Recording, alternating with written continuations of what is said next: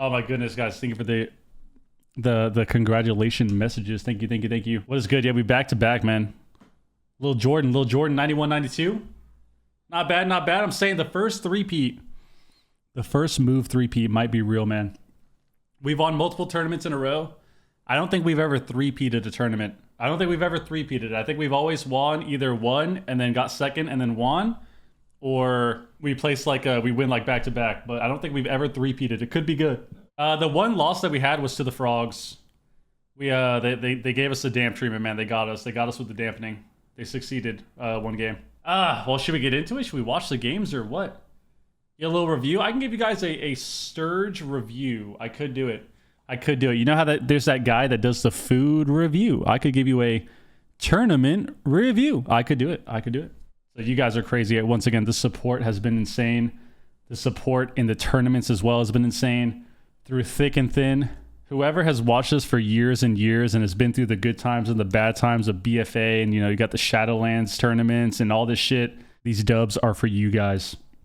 You guys have stuck with the team. You guys have continued to be fans of the team even when we weren't playing our best. So thank you very much for the support. I appreciate it. I think the team, on behalf of the team, I think we all appreciate it. Guys, did anyone see this, by the way?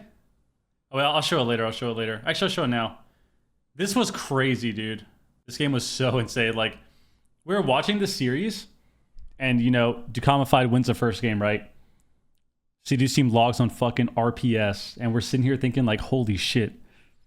I mean, they got a good matchup ahead of them. Let's see what happens. They win the second game. They played pretty troll the second game. It was hook point, right? But they win the second game. And then they win the third game, and we're like, holy fuck. Like, I think they're going to just destroy the series. Like, this is over for them. And then, yeah, man, this last game was crazy. This game right here was so insane. Look at this. If you guys want to see something crazy, and this is why fire mages are so insane when you're letting them just sit 50 yards away. Right here is crazy, right? Because look at Nick's damage. Can you guys see it? Yeah, look at Nick's damage. This part was crazy, and this is why you don't let a fire mage do this. Is because if you look at his damage right here, you guys are gonna watch. It might have been like 35 seconds to like 45 seconds. Watch. This guy literally does like 4 million damage. It was actually disgusting to watch. It was so disgusting. Look at this. So they're at the pillar. I think they smoke bomb Calvish here, right? So they get back. They're at the pillar. And right here. So right when he presses combust, he's at about right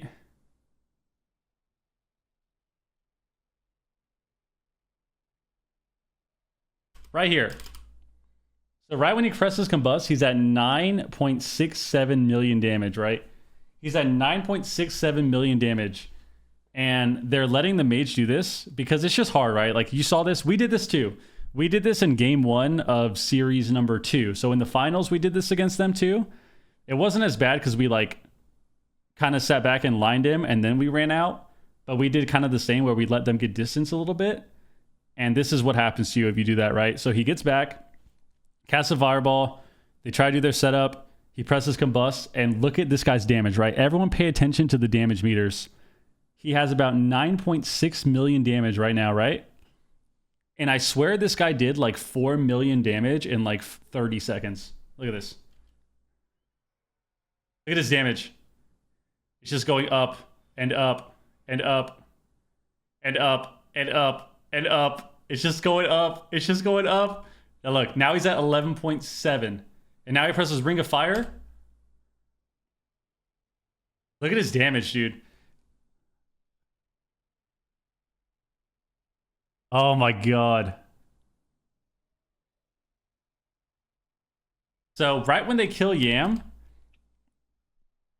he does 4 million damage in 26 seconds. Dude, that was insane. Like, we were watching this game, and this game was looking pretty good from Liquid. We're sitting there thinking like, okay, small map, they have to trade CDs, whatever. This always happens. Like, you have to trade Cloak or Vanish or Evasion as the RPS. This always happens. But once they got to this pillar, it was like, holy fuck, dude. Like, I think they might die here. And this dude actually did what? 4 million damage, 26 seconds. So that was crazy to watch because we watched him play that and it's like, dude, we've been there before, man. Because shamans cannot handle damage when people like a bunch of people are getting 100-0. You just can't handle it on shaman. Where's our first game into them? Obviously, you know we're gonna probably play RPS here. We can play Shadow Play, we can play Boomy Demo, but we played a ton of RPS. It's good in this matchup. We played RPS into Rogue Mages for years and years and years. We have more practice against Rogue Mage as RPS, like more than literally any other comp in the entire game. We were expecting Rogue Mage just because that's kind of their comfort pick. Until we saw this guy running on a Boomkin, and it's like, okay, like they probably might Boomkin Rogue. Because I was expecting either Rogue Mage, Rogue Lock, or Rogue Shadow Priest. Because Tuna also plays a Shadow Priest.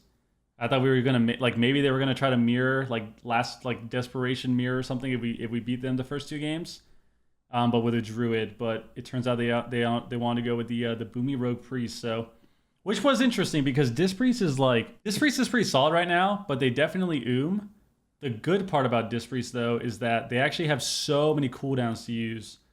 So it's a lot harder to run in and just kind of like steamroll a team with Dis Priest because they have 2 pain subs, they press Dome, they can press their Rapture, and then all of that rotates again on top of having life swap. So it's really hard to just run in and kind of like kill a Dis Priest team because they just have so many cooldowns. So the nice part about Shaman too is everyone always tries to kill your Tide, man. Even if Tide is like you can use Healing Tide as such a bait cooldown because people will always try to kill it. Like you'll always see teams try to kill Tide. So like right here you see I press Tide, I throw it over to the side, and Calvish runs over to it. Or Calvish is what happens here? I press Tide, I throw it away, and then I also knock Calvish too, just so like he stays there for a few seconds. Because at this point, like, yeah, I'm letting him kill my Healing Tide. Like, it doesn't even matter. Like, I already got the healing out. It doesn't even matter that I don't have the Tide here. Like, right here, a Healing Tide. He runs over to kill it. I throw it. And then I knock him away too, just so we can get him out of line. And so he can stay over there, get slowed and attack the Tide, because realistically, him killing this doesn't even matter because they already did their setup. I'm already healing Wiz a bunch.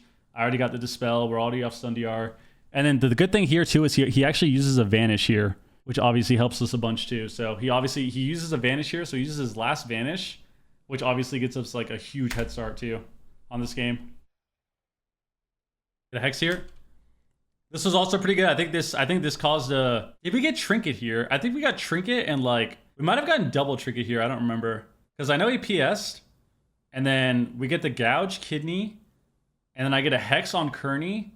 And if you can see right there, I get the Shear onto Tuna. So we actually get the Shear also on like the Cyclone or something.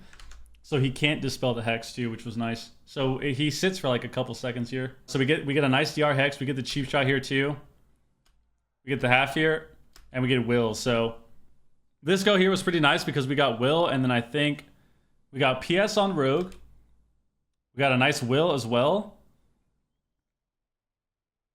And then we got Rapture. So we got 1 PS, Will, and Rapture, which obviously this guy also vanished too. So we got Skin, Renewal, last Vanish from Rogue, 1 PS, Rapture, and Will the Forsaken, all in like one setup there, which was just crazy for us. Like, if you can get that many cooldowns right, that's what the game's about, you know? The game is about being able to kind of... It's not necessarily CD-based like Shadowlands was, but it's always about rotating everything. So if you can get, 5, 6 things at once, like, you just have a huge lead. This part was so crazy because, as everyone knows, when a rogue on your team is dueling the enemy rogue, you can't actually see what's going on. You see your rogue, but when he duels him here... We get a nice shear on the clone. We go on the rogue. I knock Tuna here on his recast. Calvish trinkets. Pika gets DR blinded. We proc his cheat death. He gouges him. And then right here was crazy because he got the duel off before the blind. And because look at Calvish's health. Because Calvish is like literally 3k health, he trinkets the gouge to try and kill him. But I think he gets, he like barely lives or something here. So this was crazy. I got a nice static field on Tuna also on his cast.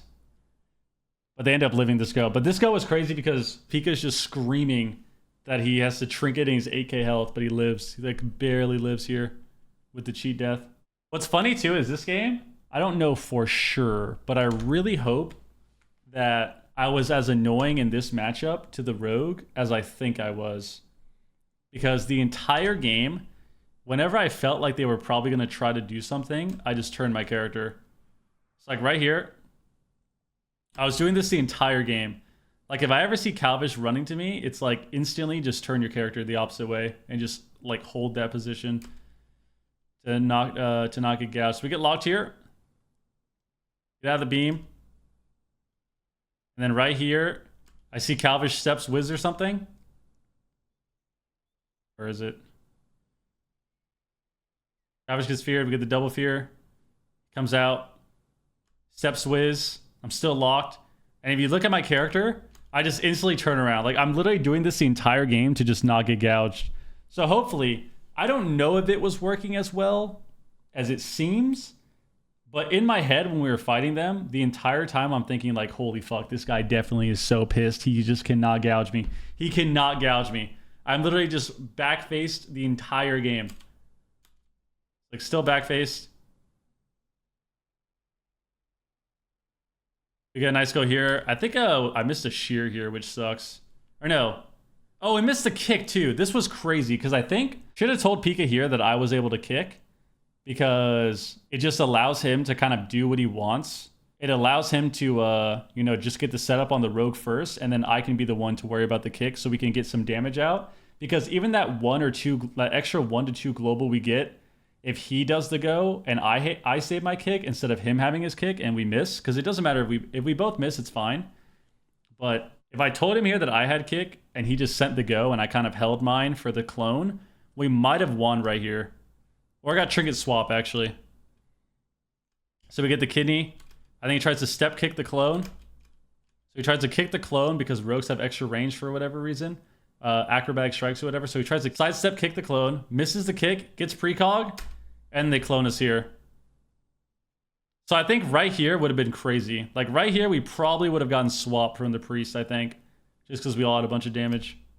One thing I think we did really well this game, or this series, is I think we made sure to not tunnel one person too hard this series, because we have a tendency to kind of tunnel one person too much because we're getting cooldowns, but all that does is allow them to recover because we don't have as much pressure as we should. This right here is always just the typical Resto Shaman experience. Your teammate's dying, your teammate does not have trinket, you don't have trinket swap, you already used swap. Your priest doesn't have trinket. He had to swap before because WizK trinketed earlier. So we had to swap and kind of like pre-swap. Pika doesn't have trinket. I have trinket and I have link. So right here is the typical shaman POV. You see me here. I cast some healing surges with my aura mastery. I throw Calvish and Tuna off of Pika during the clone so that we have more time to kind of set up. I root them both here as well. Kick the clone. So we get a nice static field toss into the root, into the kick on the clone. So Pika gets out of the clone here on the re. And then as you see, this whole time, I'm running towards the rogue. So if you're a shaman in the chat, if you're playing Resto Shaman in the chat, you always have to recognize that whenever your teammates are dying, you need to try really hard to position close to them. So because of that, because I know this, because I know the rogue is going to, you know, they could potentially kill Pika here, I toss Tuna and Calvish away with the static field. Right about here, I get a nice healing surge, a static field. I toss them both away. And then I root them. And the whole time I'm running towards Pika. Because I know they're going to do the setup here and they're going to try to kill him with no trinket. So right here, I'm running towards Pika. Get a nice primordial. They kidney him. I get feared. And then that's the trinket link, so... Oh, I remember this game. Holy shit. I'm like so fried already.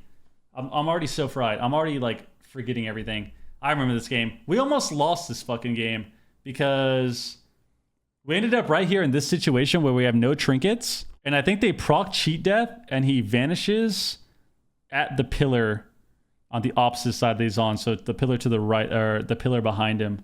I remember this game now. I think we were pretty close to losing. We had like 15 seconds on Trinket or something. We had a Trinket Link. We get a blind. Rogue's running. Okay, I remember this game now. We're trying to stop the Rogue. We get a nice cheap. Priest Trinkets, Rapture, Grip. Shear on the clone. And this part was crazy right here. So they have Incarn come back up. We have the Incarn. We get a Grip onto Pico, which was really insane. So we get extra time. He's got evasion up. But Tuna's just pumping damage with Incarn. And I think we proc the cheat death as well.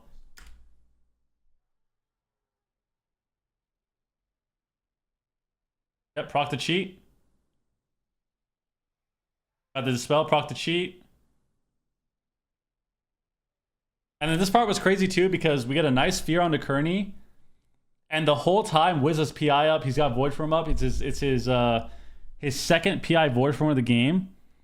And you see that this whole time Pika can't even get to him. And Wiz is just doing the most damage, dude. Look at the Wiz damage here, man. Look at this. Right here. This is all Wiz right here. I think I get like a Flame Shock and like maybe one Lava Burst. But this is all Wiz. Look at him. He's just doming this dude. The whole time. Oh my god. I think the second game was a lot better. So I think we've always been one of the better teams in terms of how fast we learn. Not just the game. Like not talking about meta or like learning the meta, but in terms of learning a matchup. We've always been one of the faster teams at like kind of picking up, even if it's a matchup that we win, like let's say we win a game, like we won that first game, we've always been a good team that can kind of like reassess and figure out what to do better almost immediately. You know, this matchup, we were obviously hitting the priest, we were triple dotting them a little bit more. So we were trying to go for like a little bit more triple dot damage with Wiz. And we were trying to make sure like, you know, we're static fielding instead of static fielding the Boomkin or the Rogue, we're going to static field the Priest either away or on top of us so that we can get more CC, you know? So another adaptation. And that's what it comes down to, man. Like when you see these really good teams, like when you look at Luminosity or you look at Liquid or Frogs, like whenever you have these really good teams, everyone is making adaptations like after the game. No one is ever just playing a matchup and like playing the same way exactly every time. People always make little changes, you know? We get a nice Hex here. DR. He gets the Dispel. We get a Fear. We get Will. Silences Will. Shear the Clone. So Will and Rapture, not too bad. Dispriest, like I said before, it's just one of those specs where like it's going to be really hard to just auto win, you know? It's going to be really hard to auto win the game because Dispriest has so many CDs. We tried hard this game to kind of slow it down and not play like such a fast-paced game because we're going to guaranteed win on mana or we're going to slowly get through all their CDs and win anyways, so. We get to talk a lot. Pika doesn't talk as much as people think. Like, he does when shit's getting crazy, but we do get to say some stuff, you know? But sometimes we do talk over each other, too.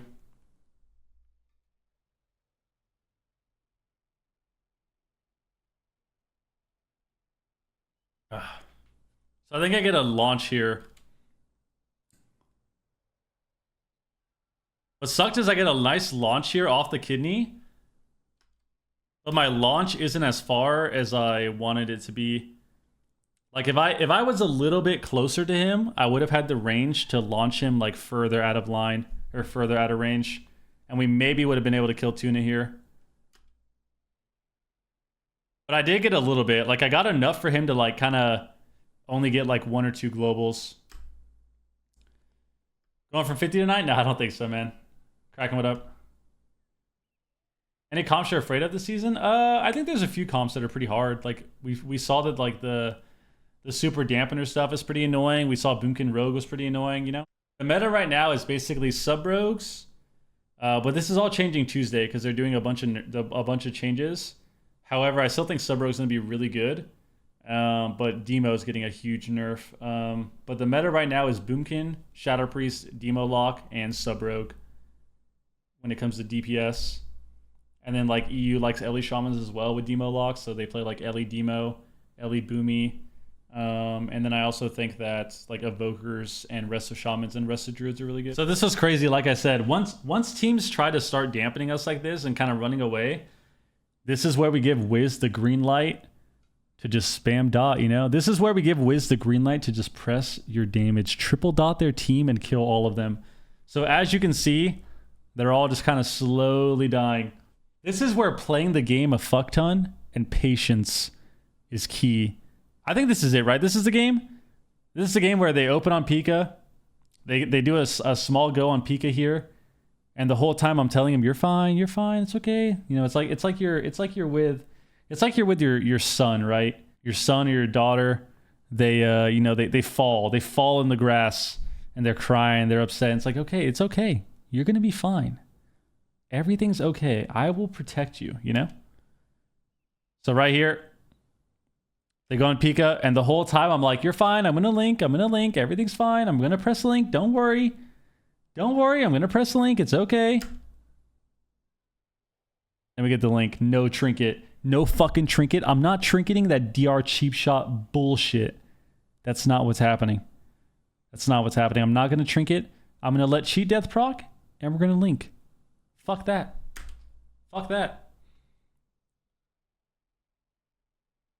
Static field onto him. This static field was pretty annoying because I think he faded this one. I think he got 2 static fields that he faded this game, or this. So this series and the finals. I think he faded 2 of them out of like fucking 15. But it was really unfortunate that he did, because I think right here we would have got a lot of pressure, because we would have got the clean double stun setup here and forced the last PS instantly. That's really weird. I wonder why it doesn't show that. Why does it not show that on the map? I literally static fielded the priest. Oh, it's probably because I threw it too fast. So I did this projection super quick, where I tried to grip the priest and he faded it. So I guess that's why you can't see it, because I instantly static field the priest and then I swap it, but it was too far and he faded it. So that sucked, because that would have been a really good static field, but he faded it, which sucked. This game was pretty crazy because right here, like, we obviously realized his mana, and it's like, all we have to do is just stay safe. We just have to stay safe here, and we win this game. Step away. A nice static field route.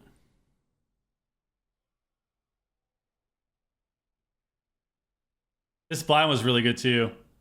Get a blind sap on Calvish. They can't really do shit. Tuna dies. Holy fuck. Oh yeah, this game was crazy because Wiz... So this whole time, we can actually lose this game. I don't have Trinket. Wiz can die, no Disperse. He can Trinket and swap, but I think he... What was crazy, this game is right about... Here. They do a go on... they do a go on Wiz. And Wiz is getting ready to swap, right? Like, he's trying to Trinket swap, but because Wiz is so insane, he doesn't immediately press swap. He trinkets high HP, doesn't immediately swap because he clones me. So Tuna presses clone on me, and we almost swapped into clone here, and we would have just died. But we get the swap on Pika. We actually almost just died here to swap into clone. And then what's crazy here is I think we get precog here. So the whole time while this is happening, you can see Wiz has dispersed in 4 seconds. This whole time I'm CC'd, I'm like, okay, yes, I'm like screaming, swap. We get the swap, and this is where, you know, you're the healer. You have to just call CDs. So the whole time, like, you have dispersion 4, you have dispersion 4, you have dispersion 3, disperse. You have it so soon. And I'm just screaming, like, you have fucking dispersed the whole time. So this is a pretty crazy game because this was the closest game of the whole series, upper bracket and the finals. So all 7 games, this one was really, really, really close. And I think we barely edged it out here, I think, with Disperse, and he got a precog on the flash heal. So we get a precog here. Gets the fear. Flash heals. Doesn't have to disperse. So that was crazy by the Whistler. Yeah, nice Ascendance. Nice little Ascendance proc here. Love that.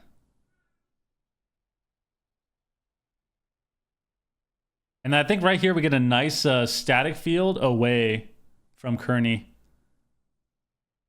So as you can see, they're trying to reset. They're trying to get to the pillar, trying to run. Kearney needs to get mana so badly. He needs to try to drink. So their whole plan here is to reset and run away. And then right about here. Or is it? Get kidneyed.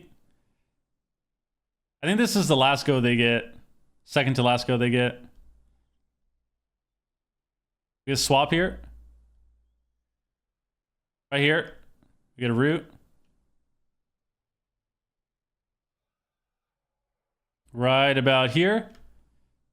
You can obviously see Kearney's trying to be a little bit max range. He's got to be max range. He's got to avoid the silence. He's got to avoid the stun. He's got to try to sneak for a drink at some point.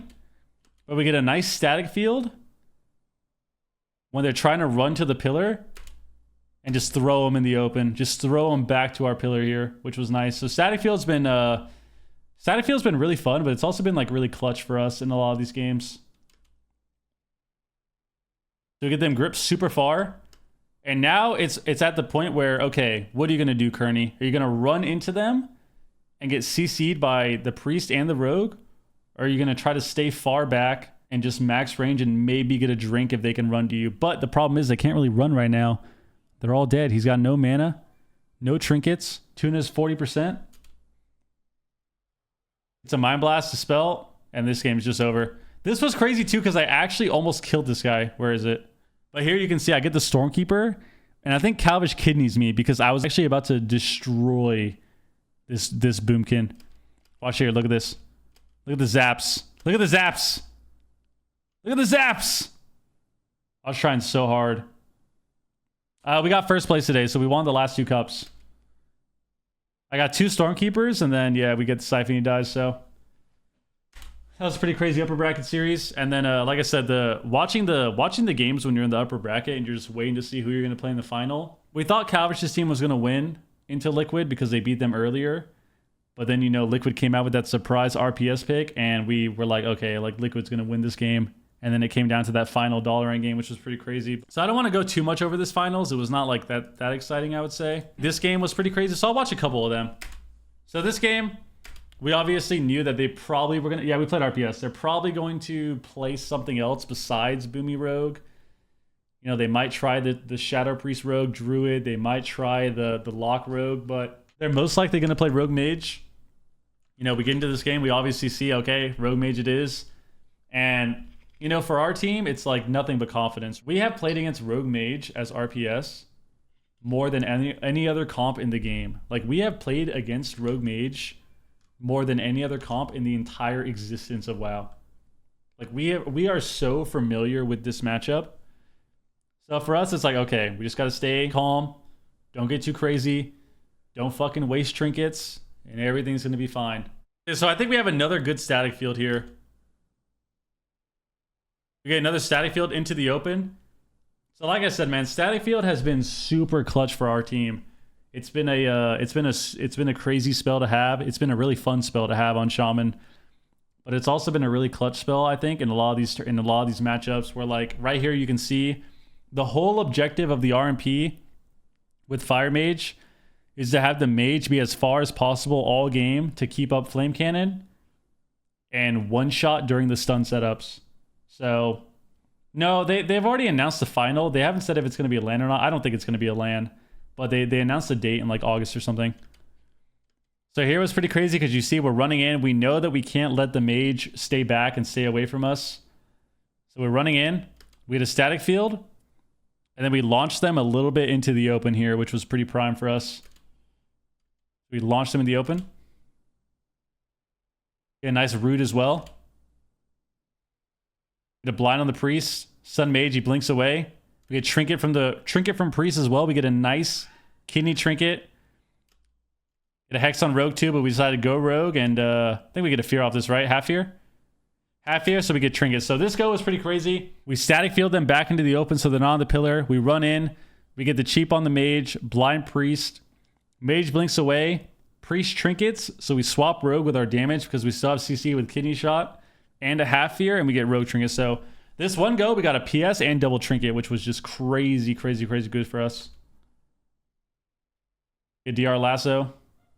And this is where I've talked about a lot about our team, where momentum is really good for us. And when we can keep people guessing on what we're going to do, we've always been able to play our best WoW. So whenever we've been able to kind of keep people guessing and keep them confused about who the kill target is, we've always just played our best. So here, we have no trinket on Kearney, no trinket on Calvish, but we're back to going the Mage. So we're back to going the Mage. I think I get a pretty crazy knock here too. So Nick's over here trying to get to his own pillar. We run in. We get a gouge on Kearney. Nick's still at his own pillar. I think we kidney him. Get a kidney here. And I think Pika has like a crazy damage secret technique here. And I think I maybe lava burst this guy once or twice, but we end up actually proccing this guy's cauterize too. So right here, Calvish presses cloak, thinking that we're going to go him. He has to pre-cloak. Nick is behind the pillar. He's got full dots on him. We get a kidney on Kearney. We knock Kearney out of range. So we get a nice thunderstorm here on Kearney out of range of Nick. So he can't get any healing out of that stun. And during this, I think we swap. I think Pika swaps here with a secret technique onto Nick. So here goes Nick. Secret technique. We get a flame shock. No, we do get the lava burst. Yeah, so we get the lava burst with our flame shock already up. We do like 60, 70k damage there. And because of Pika's secret tech, which was like, I swear his secret tech was like fucking 200k. We actually end up proccing this guy's cauterize here, which gave us a huge lead. And it also made them think that we were going to try to kill Nick for the rest of the game.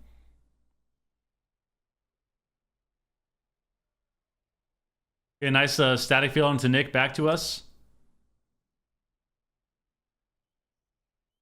And I think this is where you obviously make the mistake of staying back and letting the Mage get full stacks and letting them kind of reset in a sense. But I think this wasn't the worst thing for us because we were slowly getting back Wiz's trinket and I was getting my CDs back as well. So this wasn't the worst thing for us to sit here. But we end up kind of sitting at the pillar for a little bit.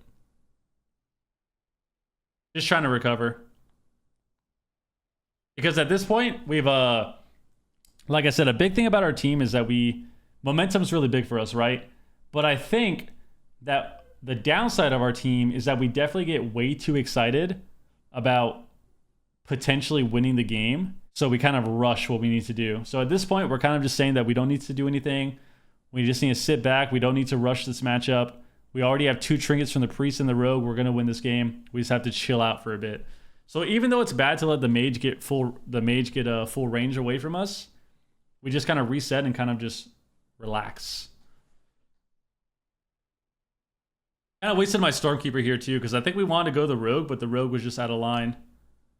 So I tried to get a Stormkeeper to go Rogue, but he just kind of lines us the whole time. Gets a cheat before us also. I think we RNG get this guy's altar too. So we actually RNG purge his altar here, which was crazy. So I run in, I try to greater purge. And I think Wiz tries to purge also, and out of like the 5 buffs that he had, we got altar. We got altar off with that. We got 2 purges and a greater purge, so technically 4 purges, and we got his altar off, which was crazy. Because now they're in a spot where they're all just terrified. Now, like I said, when it comes to us swapping targets a lot, they're all terrified because we can kill Nick. He's gonna have to block here. He's gonna have to potentially block here. We got his altar off. We get a gouge into kidney onto Kearney. And the rogue still has no trinket and is still kind of our primary target, right?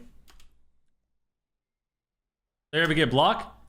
We get gouge on Kearney. Oh, we don't even get the kidney. We get the gouge on Kearney. And then we knock him out of line. And I think Wiz silences him here too. So this whole time, if you look, like this is pure chaos from their perspective, right? We get the mage's altar. So the mage has to block. The priest has no trinket. Gets gouged into a silence and gets thunderstormed away. And the rogue also has no trinket. So while the mage is in the block, we insta swap to the rogue. Like this is just they're basically at a point where it's like anybody can die, right? Like we can win this game killing literally any of them. So it's rough. It's rough. I had to DR lasso too during the silence just in case. I forgot what I said. I think I said I was going to DR lasso in the silence because he was trying to run into line and I didn't want him to get the swap off like right when silence ended. This was crazy. Got the gouge. We got block off. We got altar off. We got blocked. We got the gouge into silence. Go rogue while he's blocked. Knock him out of line. Like, he would have been able to get the swap here, maybe, too. Let's see.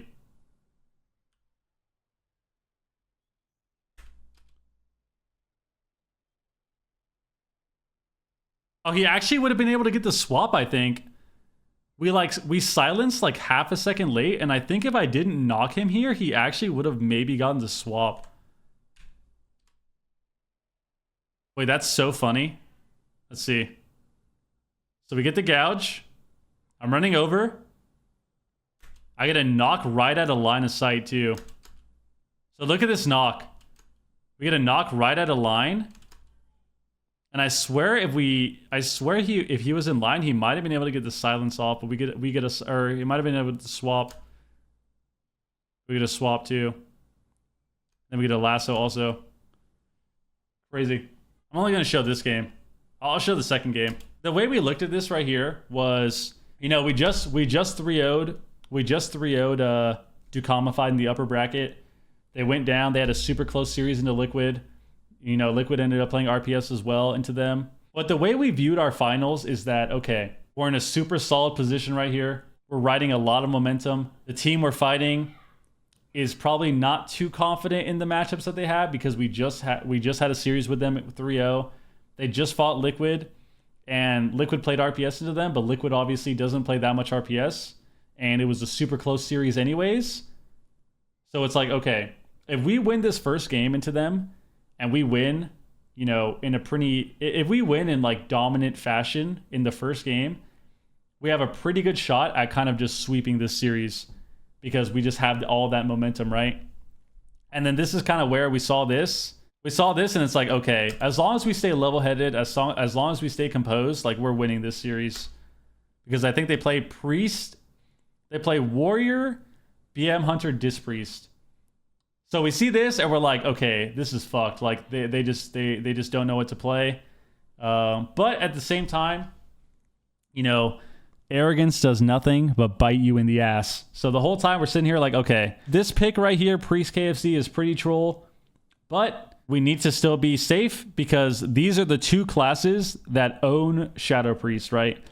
So two of the classes in WoW, whether it's Warrior or BM Hunter or Windwalker Monk, like those classes just kind of like they have two of the classes out of like 3 or 4 that kind of just do the most damage to Shadow Priest.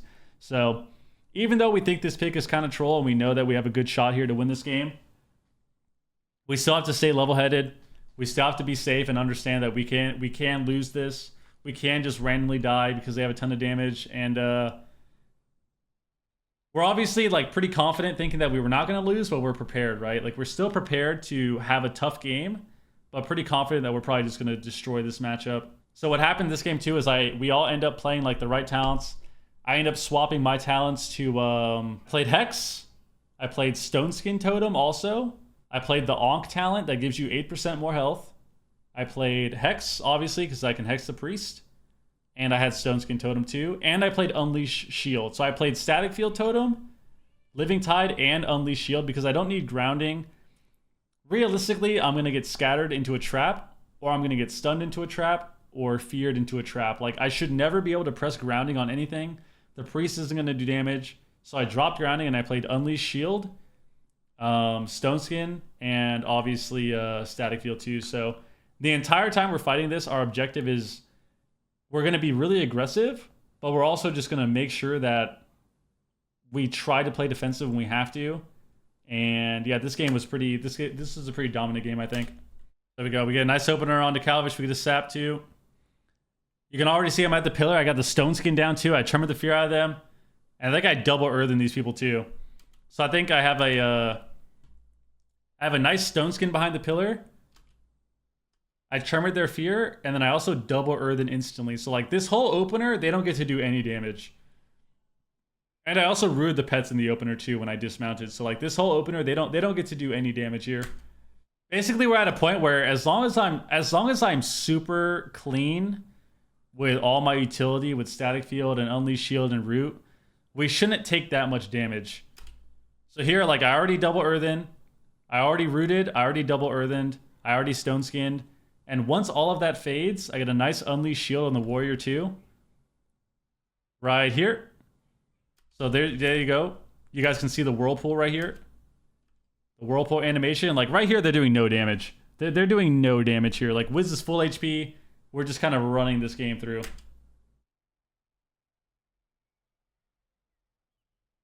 I think I triggered it offensively too. What happened here? I got so hyped up right here. I swear I was going to one-shot this guy. So I try to Aura Hex off the CC. We end up getting a Fear. So I Aura Hex his Trinket. So we get a nice Aura Hex on his Trinket swap.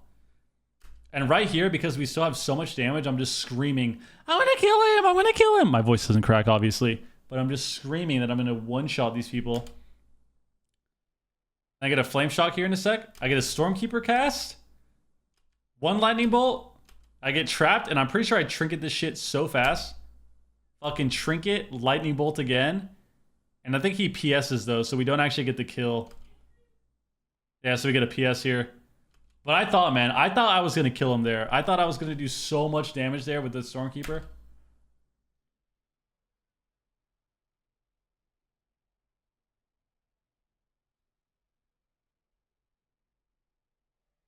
Knock him off. Got a root on his thing. Here's charge. I think I get a half hex here, right? Get a half hex. We get a blind, half blind. Get a silence. Holy fuck. I can't believe they lived there. That was wild. Then they intervene away and grip. The funny part here is right here. Right here when he gets away, we're all saying like, oh, he's gonna live. I don't have any CC. And Pika just goes, yeah, don't worry. Don't worry, I got him. Right here, he tries to intervene away, gets gripped. And then right here, he kidneys, and Pika's like, yeah, it's over, I got him. Like super nonchalant, like, yeah, it's over. Which was wild. So yeah. Because it's one of those games where like obviously they're gonna do a lot of damage, but like I don't think it's too scary as long as we're prepared for it. So, and then obviously the last game was pretty close slightly because we just were super aggressive, but this is where you just stay composed, right? You stay relaxed. Everything's okay. We're not in that much trouble. They're doing their damage. I'm gonna press Dispel on the coil here. We still have swap. It's not that bad. So they get a nice double stun here, coil.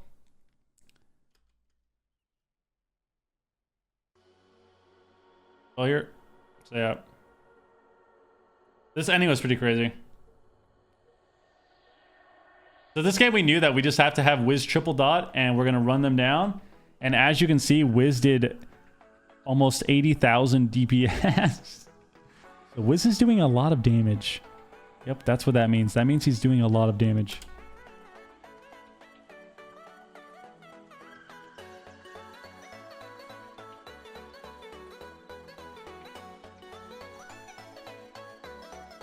It was a crazy day, man. Crazy day, another dub. Back to back. Back to back dubs, my friends. Hope you guys enjoyed the tournament today. It was nice. It was nice to get another dub.